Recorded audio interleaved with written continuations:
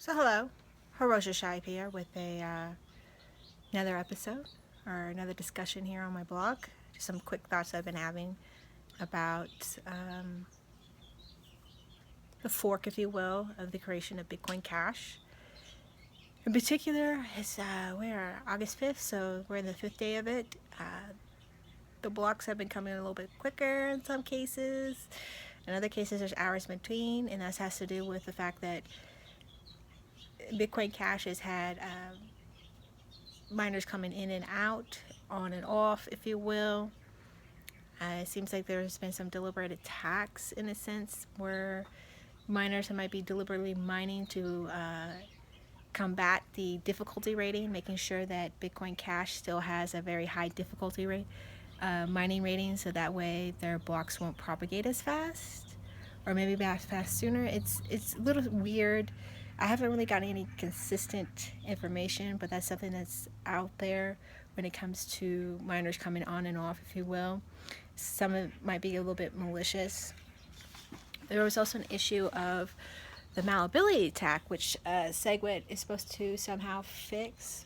And then there's other people that don't believe malleability as a is actually a true problem, and it has to really to do with the way the nature that exchanges or businesses handle their Bitcoin transactions. So for example, instead of actually running a full node and operating with the full blockchain node, they're doing some shortcuts internally that allows for malleability attacks to occur.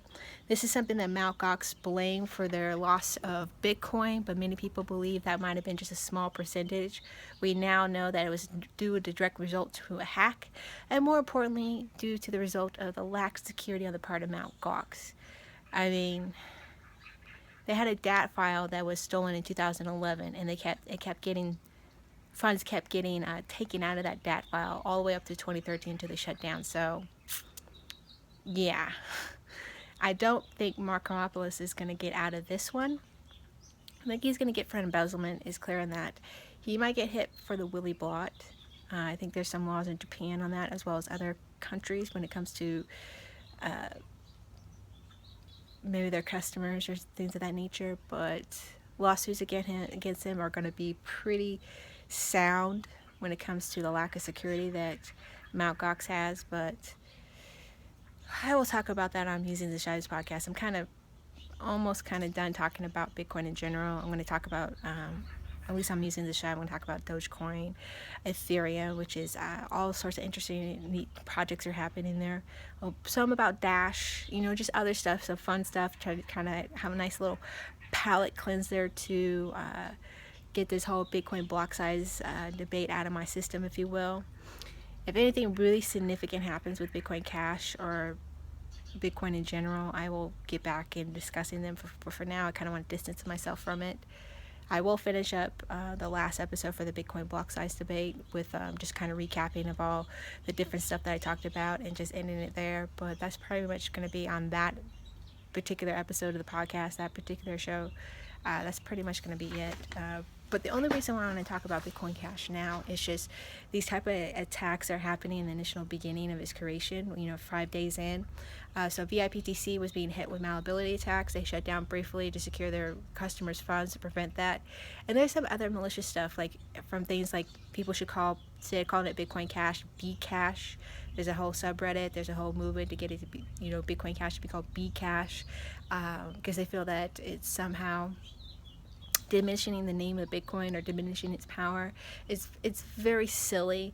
It's silly. And the reason why I bring this up is when I discussed, and I'll have a link in the show notes for these particular episodes and a link to the playlist of the Bitcoin block size debate.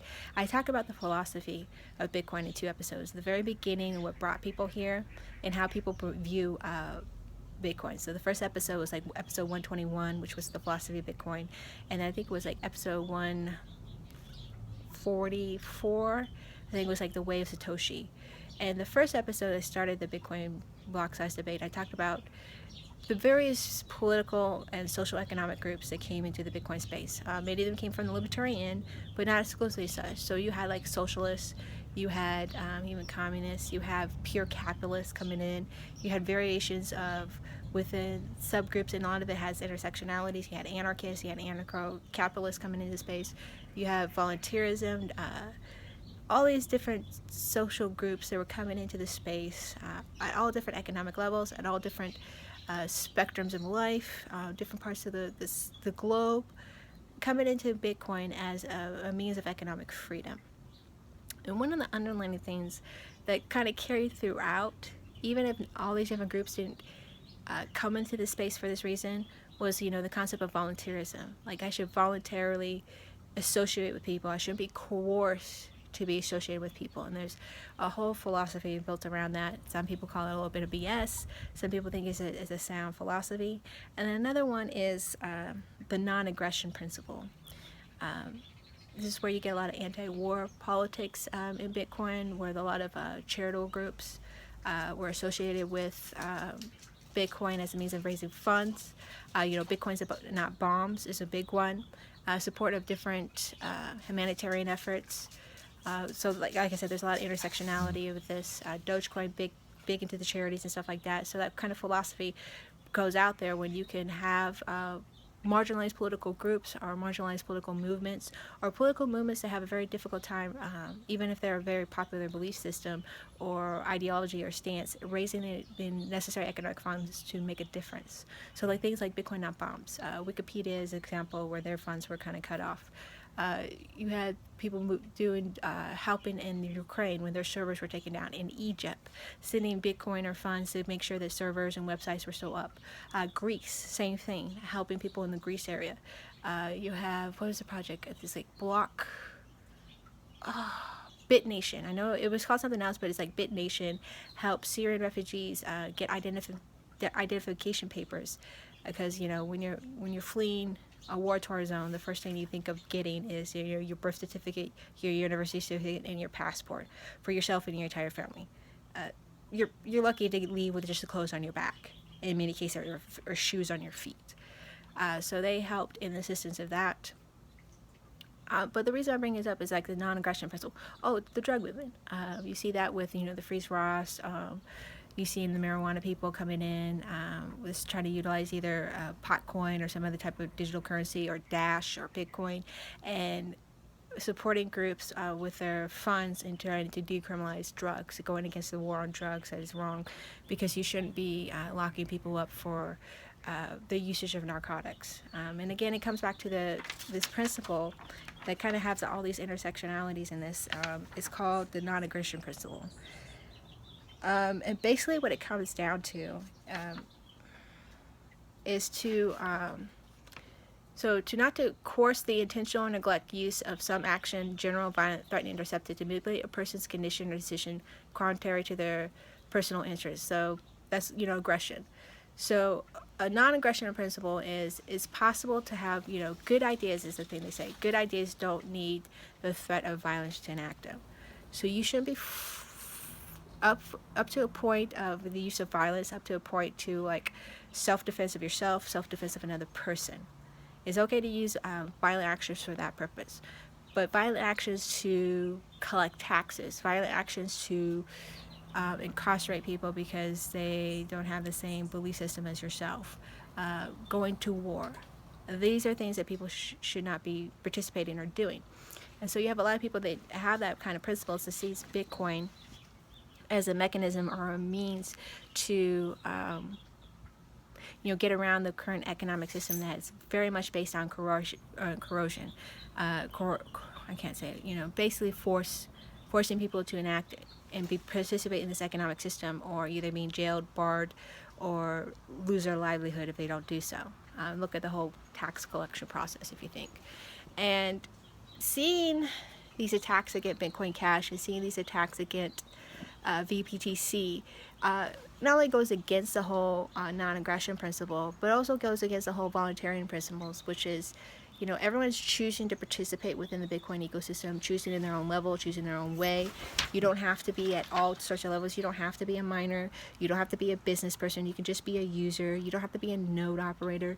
It's whatever level you wish to be participate at. And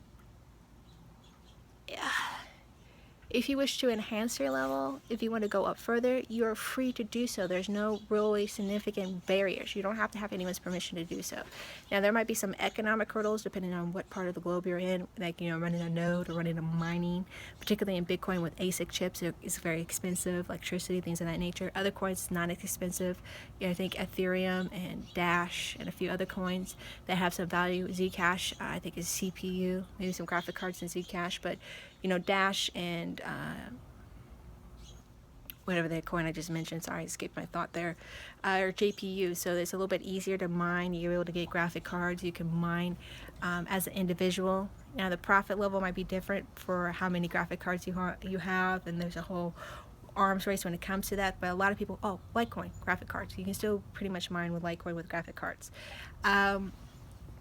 But there's an expense to that when it comes to that end. But if you have the means, or you can gather the pool of people and put a little economic effort in there, you can participate. So you don't need someone's permission. You don't need a mining, the miner guild or miner authority to give you permission to mine. And so when I see these attacks at Bitcoin Cash, whether it be trying to force the marketing, the name to Bcash, to the attacks at the VBTC, one of the main mining groups and exchanges that are allowing for Bitcoin Cash, and the malleability attack, if you will, that's not voluntarism. That's using a force or aggression to force people to either stop engaging with Bitcoin Cash or causing them significant economic harm for associating with Bitcoin Cash. And then there's some that are saying that this split or hard fork is causing economic harm to people. I'm not personally quite seeing it. I saw there's a dip. So, Bitcoin right now is trading above 3,000, like 329. I looked at it. Bitcoin Cash is around 200. It might be dropping even significantly below that even further. But no one's stopping you from using Bitcoin. There's still a significant mining hash power. Exchanges still have it. Wallets are still operating. You still have your coin. It didn't disappear. Replay is protected. So if you transact on your Bitcoin Cash, it's still having 10-minute blocks. There's no difference in that. SegWit is locked in. It's going through its next activation period. And then once it get locked in, I think it's the 8th, then it says 2 weeks and it's done. So there's really no need to attack Bitcoin Cash. And it's not a secret that this fork was going to happen. People have been talking about raising the block size and having lower fees since Bitcoin XT came out, and then Bitcoin Classic, and then Bitcoin Unlimited. None of those gained traction. And then you had the whole SegWit activation, and then you had the New York Agreement. And there was a split where some miners did not want to engage. Some business people and individuals did not want to engage with SegWit. They wanted to raise the blocks, and they've done so. Now, maybe they should have gave more time for it and stronger planning. Maybe they should have done it months in advance, knowing SegWit was going to come, and had this in their back pocket so people can prepare. And I can understand that kind of dialogue or discussion or debate, or even disparaging stuff against Bitcoin Cash when it comes to that. But this is an open source system. It can fork anytime. Anyone can, fork Bitcoin again. It can happen again. It still may happen again with the 2 megabyte raise if it doesn't happen in November. It still can happen again. This is kind of what this is about. This is permissionless. Anyone can go about their own way, and we need to let them. Need to let them go about their own way. If they fail, they fail. If they succeed, good on them. It does not diminish the power of Bitcoin. It doesn't diminish the power of the network. It doesn't diminish the power of the brand, the utility, the strength of it. All it is a different group doing their other thing. And if it's altcoin, which I'll talk about on another episode, how I feel about this disparageness of the altcoin and the movement in itself, but just let people be. Stop attacking the network. Stop attacking them socially. Stop attacking them economically. Just let people part. That's what voluntarism is. I choose to be with this group. I choose to interact in this way. And if I choose not to interact with you, that's fine. Because at this point now, those groups are being no different than the banking cartel and forcing people to economically participate on the Bitcoin main network. That is very dangerous. That's why people left the current economic system and participated in Bitcoin and cryptocurrencies in the first place, is because they can choose at what level they want to participate. They can choose to be an individual and have control of their economic freedom, and we need to let people do that. So that's it for this episode, or my thoughts, if you will. Leave comments below, like and subscribe, and to the moon.